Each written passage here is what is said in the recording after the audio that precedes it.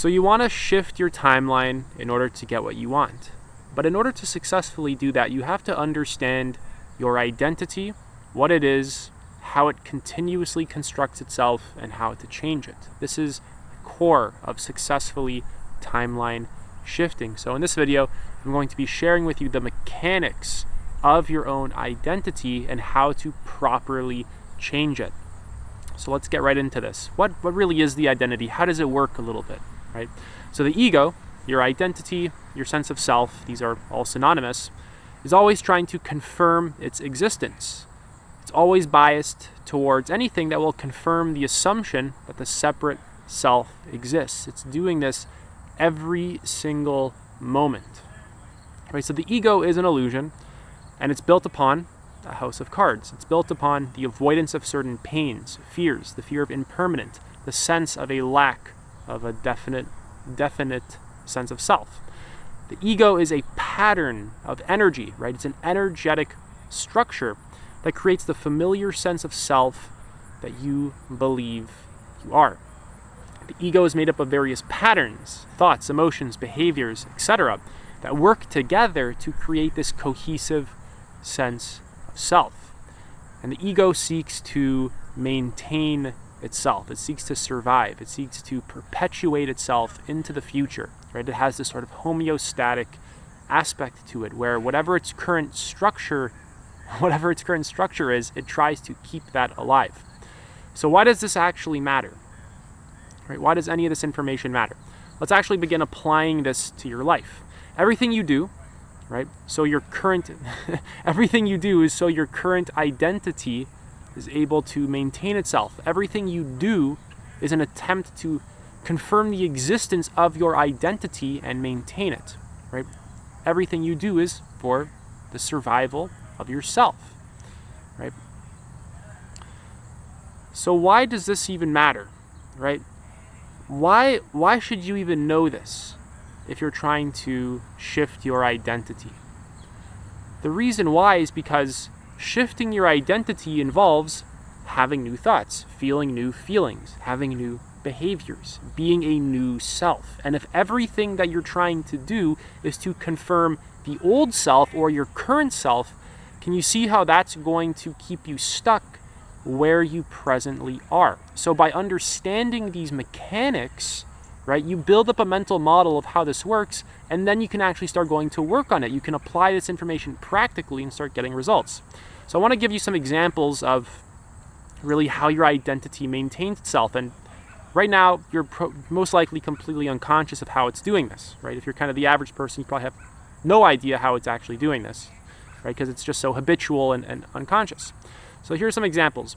The foods that you eat create similar states of being, and you probably eat a lot of the same foods. They create actual states, energetic states of being that feel like you, right? You have a felt experience, certain emotional patterns, right? There's the feeling of being you, right? Your habits, right? What you do, brushing your teeth, whether you exercise or not, whether you stretch or not, all your patterns, all the things you do every single day, your daily habits, they create a familiar sense of self, right? Important word there is the sense of self, the feeling of what it's like to be you. Once again, your beliefs as well have certain emotional charges to them. Beliefs are tied in with emotions. Your relationships to your emotions, right? Your relationship to your emotions, really. Right? All these patterns create the continuous sense of being a self, being an ego, being who you presently are. If we start changing these patterns, your thought patterns, emotional patterns, how you relate to thoughts, your awareness of thoughts, your awareness of emotions, your ability to process emotions, the things you do on a day-to-day basis, over time this shifts your identity, right? This begins to shift your reality because we're building a new self. Because if your current self is literally just a bunch of these patterns that, perpetuate themselves, right? If that's really what your self is, then by shifting these patterns, we create a new ego, right? We start building new structures, a new identity structure, right?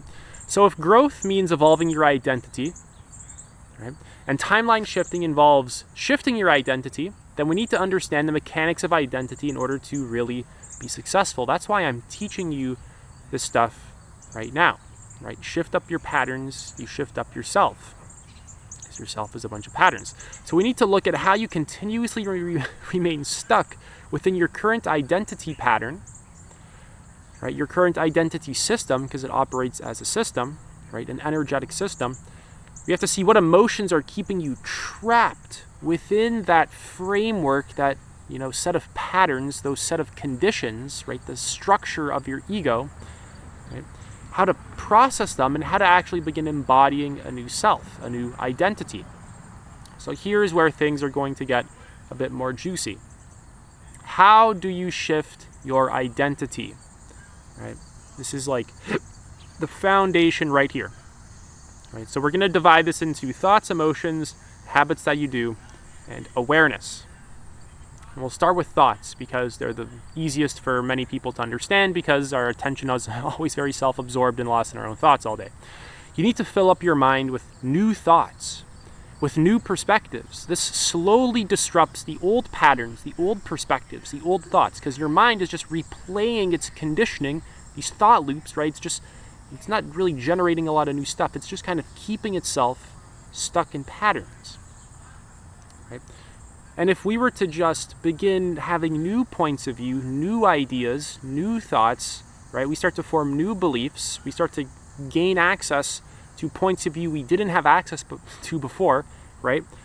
We actually begin to disrupt the old ego, the old patterns, right, which are basically just continuous thoughts and beliefs on repeat. That's really all it is. It's just like this freaking record player going around and around and around and around. There's nothing really productive going on there.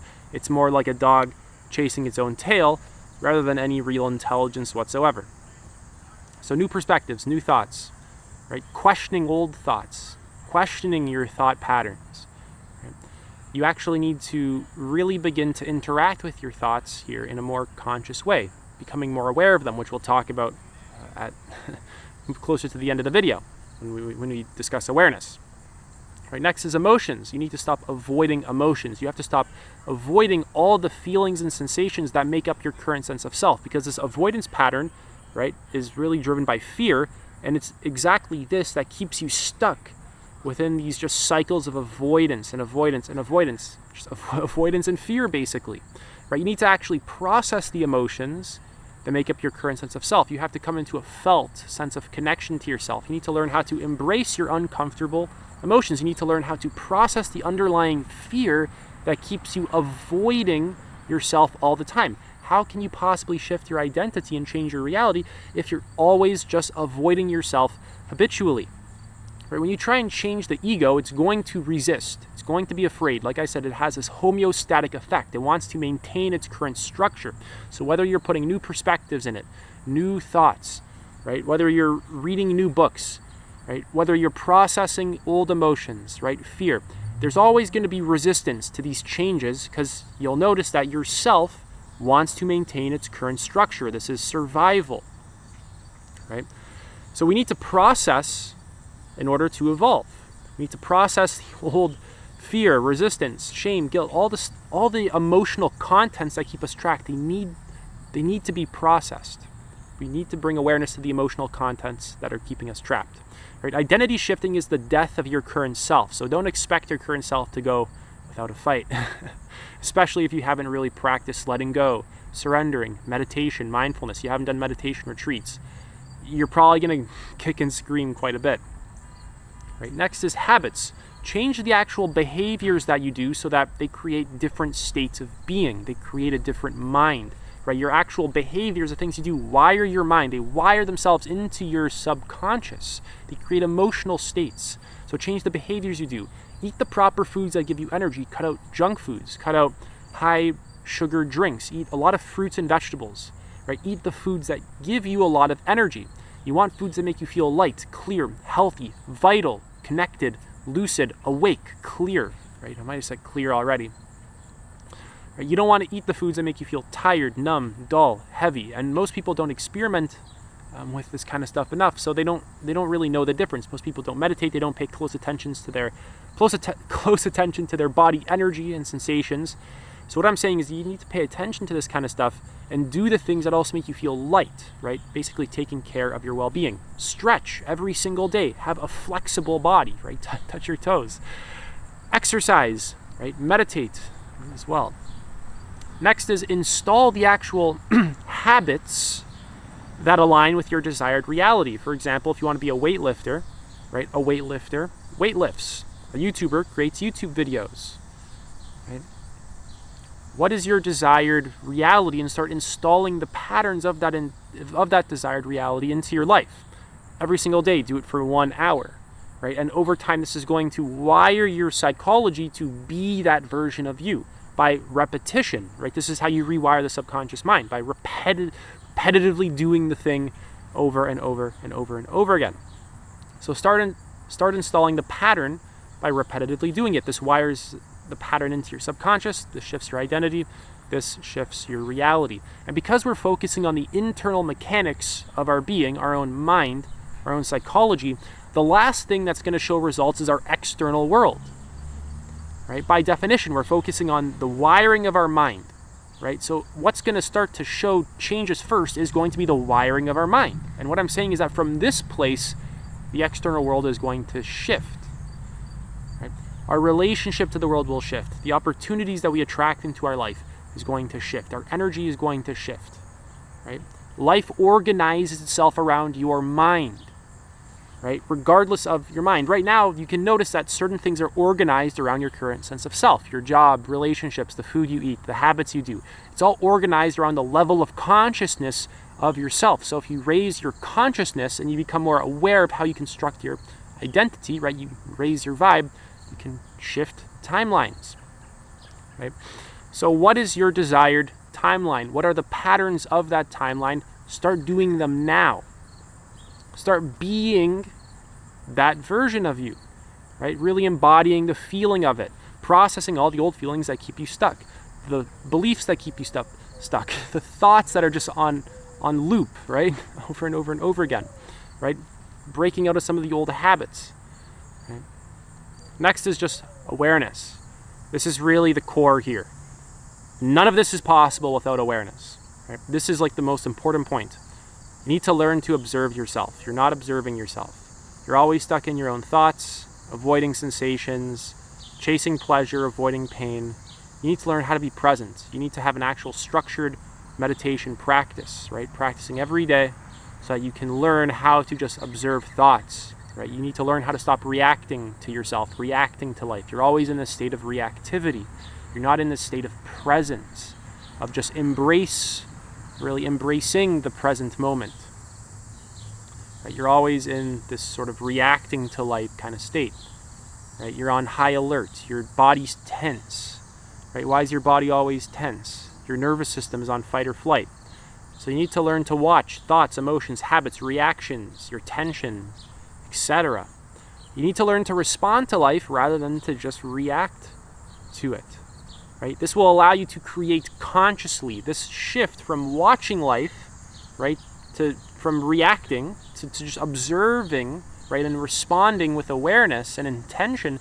This shifts you out of your old patterns and into a more conscious place where you can create and construct with awareness, with intention, really. So this will allow you to create consciously rather than being stuck in autopilot within the old identity structure. Because right now your current ego is just a bunch of systems that are just on repeat over and over and over and over again, and you're completely stuck in it. And really by learning to observe it, this begins to break it. The application of just awareness, literally just applying awareness, starts to dissolve the identity structure. Applying awareness to your thoughts, emotions, tensions, sensations, habits, just really watching, feeling. Right? All that stuff kind of acts like a glue that holds together your sense of self. Awareness is like this dissolving agent that kind of just breaks down the glue and the whole thing starts crumbling. And from that place, you can actually rebuild, right? And expect there to be a lot of fear and resistance and emotional turmoil that comes in the process of trying to shift timelines, trying to recreate yourself, trying to make fundamental changes to your psychology. Expect there to just be resistance to this, and expect there to be fear, and learn how to process resistance and fear, right? And then despite that, move forward, because you'll naturally, if you're very inclined to grow and raise your consciousness, you'll naturally want to move forward. There's a desire in you to grow. There's an impulse in you to realize your true nature, to be the most authentic version of you, to be open to life. Right? These impulses are there in you. Self-actualization, self-transcendence. That's it for this video. I'm offering 1-to-1 coaching. You can apply to work with me. Link is in the pinned comment and the description. Take it easy.